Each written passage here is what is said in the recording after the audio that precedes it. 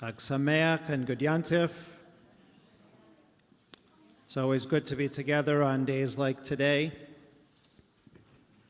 Hope that you've eaten your fill of matzah and have a couple hours left in your stomach for it, and a few boxes left in your cupboard.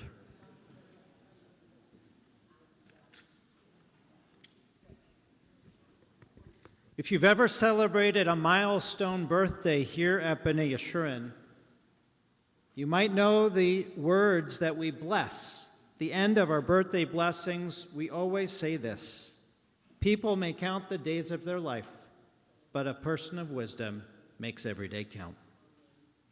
We don't just say it because it's written in this little black rabbi book, the one that we're all handed at our rabbinic ordination when we are given the title of rabbi, but we say those words: people may count the days of their life, but a person of wisdom makes every day count.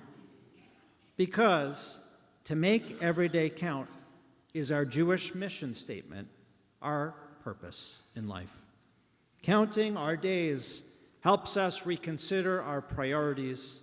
Counting our days teaches us how to live, to value our lives more, to take less for granted, to focus on what really matters in life.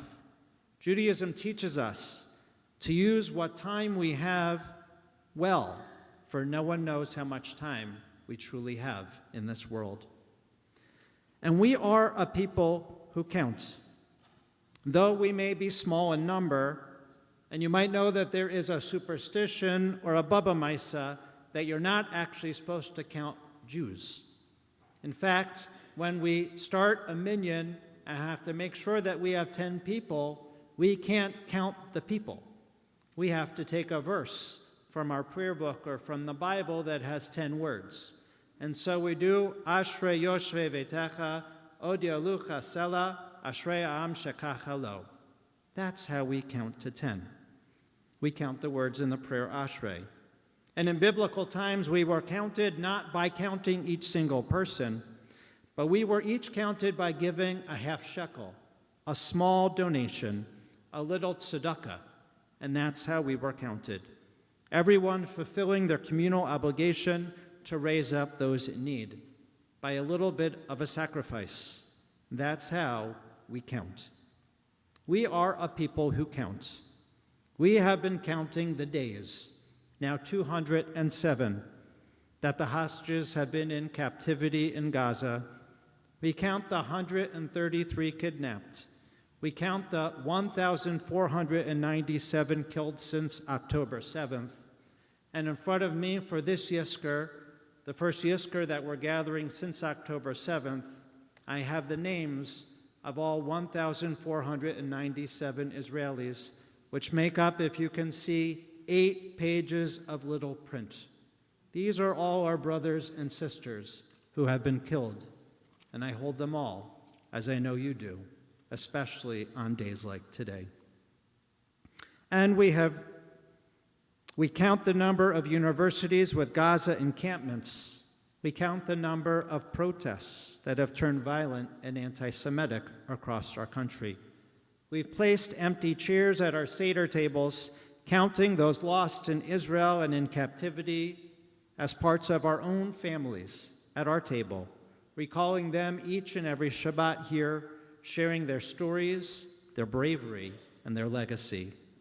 And we each have lit our own Yortzeit candles this final day of Pesach, and we've left empty chairs at our Seder also for loved ones whom we recall today, the ones we so deeply miss, whom we yearn to feel their love and presence once again, to hear their voice. Perhaps we still listen to a saved voicemail, a video on our phone, a look at photos, we make their recipes, we serve on their dishes, we share their favorite jokes or stories, or we share the lessons that they've given to us. We count our days in sorrow and grief, in anguish and in pain, but we also count our days in joy, like the words that we sang just a week ago at our Seder table, Echad mi yodeya, who knows one, as we count, counting up the blessings in our lives, helping to fulfill our daily requirement to count 100 blessings each day. The time period that we are in right now is called the Omer. Rabbi Scheiheld calls this period the Omer, quote, between grief and anticipation. When our biblical ancestors were freed from Egypt and on the path marching to freedom, anticipating better days, but not yet there. Don't look back is what the Israelites were told. In fact, today, the 8th day of Pesach, commemorates and celebrates the day when the sea split. When the Israelites, looking back at the charging Egyptian army led by Pharaoh on the chariots, marched forward with the miraculous help of God, delivering our ancestors, redeeming them from slavery to freedom, rushing and running, not stopping to count the minutes, the hours, or the days. And every night since the second Seder, we Jews have been instructed to count the days of the Omer, each night when the sky darkens, in the middle of the night, the darkest time. We are instructed to lift ourselves up, to stand up and recite a blessing and count the next day. It's called Sphira in Hebrew, which literally means number or count. But that word shares the same shoresh, the same Hebrew word, with two other words, sipor, which means to tell a story, and sapir, which means sapphire stone. Perhaps we can learn from this Hebrew word sephira that counting the Omer is our time where we remember at Yizkor those whose stories are our greatest treasures. This teaches us that in order to march forward, we must look back, to remember those who have helped make us who we are, who helped us take our first steps or ride our first bicycle, who would still inspire us today, who we carry with us in our hearts, though may still be broken, who we've counted on for so many things, who are not with us, but who counted on us when it mattered. We march forward never alone, never empty-handed, because they have left us the treasure of their lives, their stories, and their legacies.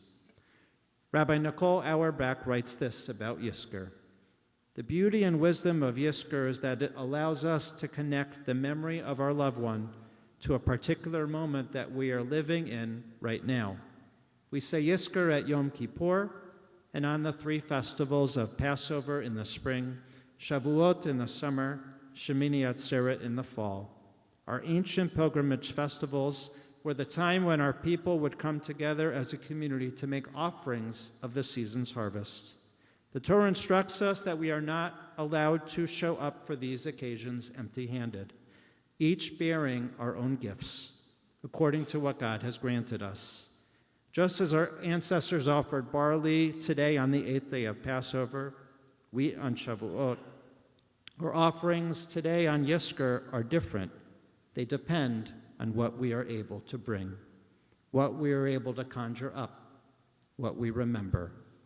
The purpose of Yizkor is not only to allow ourselves to feel the absence of a loved one, but also to allow our relationship to continue to live on and to evolve, to consider how we continue to receive and embody their life's lessons, their wisdom, and their love, and to consider what they would have thought about the directions of our lives have taken, and to continue our conversation with them.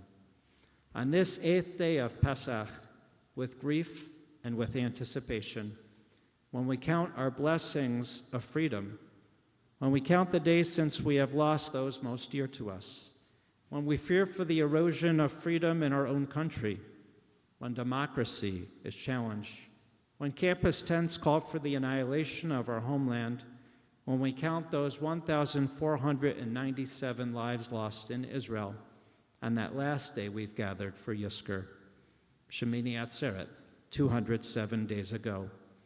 Today we count the treasures in our lives, the treasures left to us by our most dear family and friends. On this day we promise to no longer simply count the days of our life, but today we pledge to make every day count. Chag Sameach.